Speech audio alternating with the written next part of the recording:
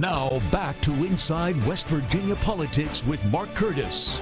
And welcome back to our final segment this week on Inside West Virginia Politics. We've been talking about veterans. Of course, a big group of veterans happen to be in the AARP.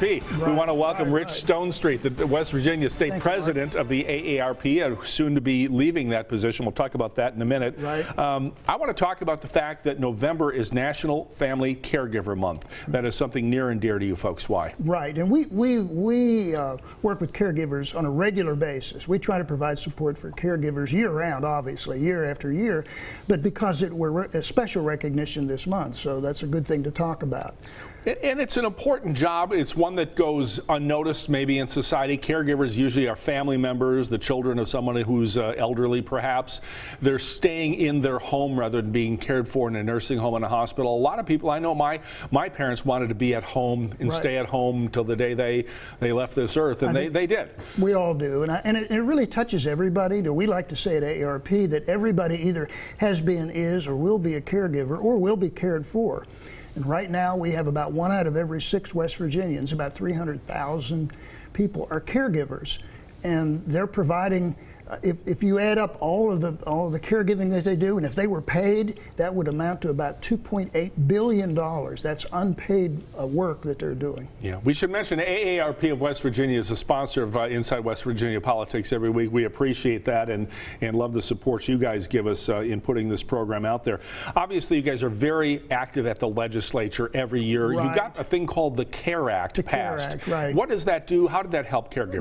That was about 4 years ago. I think it was 2015. And what it does, it facilitates admission and discharge from the hospital. Sometimes that can be, despite everybody's good intentions, and everybody at the hospital does a great job. We have great health care providers, but sometimes there are communications problems and there are difficulties.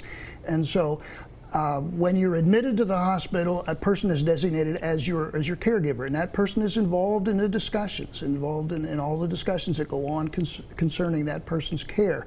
When you're discharged, there may be special instructions. For example, maybe wound healing or medicine giving or whatever. And that's what the CARE Act does. It mandates that those things happen. Again, this is not an attack on the hospitals. They do a great job, but sometimes communications break down. Sometimes we've had stories where people were on their way home and they get a call, so, oh no, we're discharging grandma today. So this will try to prevent that sort of thing and make it a little bit easier. Yeah, it helps things from falling through the cracks, and the giving of medicine and those kinds of things, and wound treatment are very important. It's important they get the adequate instruction at the hospital while they're still there.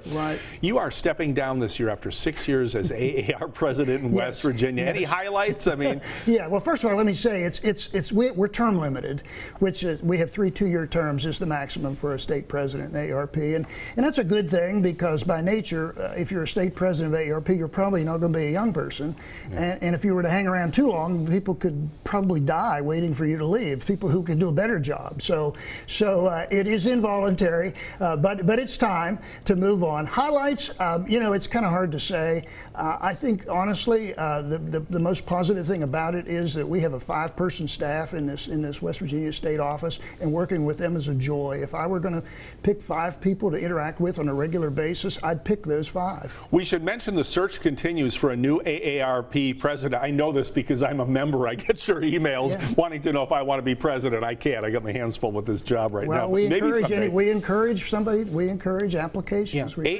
AARP.org, and there's links to each of the states, and you can find West Virginia there. So if somebody wants to be president, I know you want the applications in by November 15th. That's correct. Let me mention something else on November 15th. You're having the Consumer University Caregiver Connection.